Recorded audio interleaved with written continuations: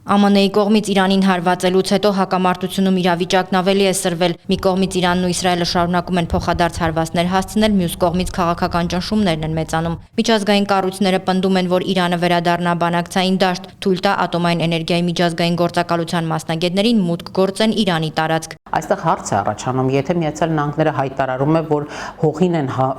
հավասարեցրել Նաթանզը, Ֆորդոն, Սպահանը, ապա ինչի մասին է խոսքը գնում, ինչ բանակցությունների եւ ինչ միջուկային ծրագրի մասին, այսինքն այստեղ մենք եզրակացության են գալի, որ կամ անգամ Միացյալ Նահանգների հարվածները վերջնական լուծում չեն ունեցել, կամ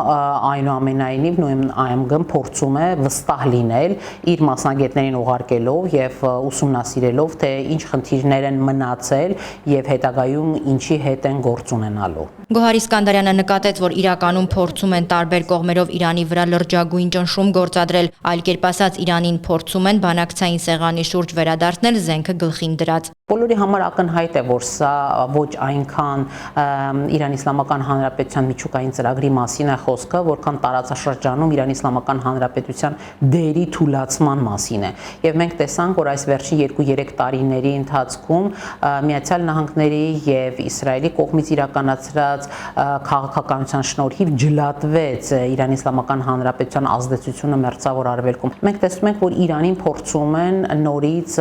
լուսանցքից դուրս թողնել։ Ի պատասխան վերջին զարգացումներին Իրանը արտաքին գործերի նախարարի ու երկրի նախագահի մակարդակով հայտարարել է, որ պաշտպանվելու են, ինչը յուրաքանչյուր երկրի անքակտելի իրավունքն է։ Այս փուլում աշխարհը սպասում է Իրանի պատասխանին։ Պետքարտուղարությունը Միացյալ Նահանգների հայտարարություն արեց,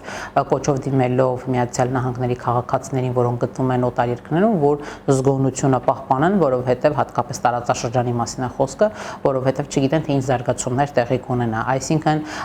այն, որ Իրանը ինչ որ մի բան այնուամենայնիվ փորձելու է անել, դա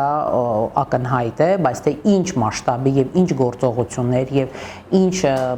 տրամաչափ այդ ամենը կունենա, մենք այս պահի դրությամբ չենք կարող գուշակել։ Ըստ Գոհար Իսկանդարյանի, այն ինչ տեղի է ունենում, սա միայն Իրանի ու ԱՄՆ-ի հարցը չէ, այլ այստեղ առկա է գեներացված շահերի բախում, եւ պատահական չէ, որ Իրանն այս օրերին ունեցել է քննարկումներ Չինաստանի հետ, այժմ էլ Իրանի արտաքին գործերի նախարարն է այցելում Մոսկվա, փորձ է արվում հստակեցնել, թե շահագրգիռ կողմերը որքանով են աջակցելու Իրանին։ Աննա Գզիրյան, Հայկ Բարսեղյան, Armenpress։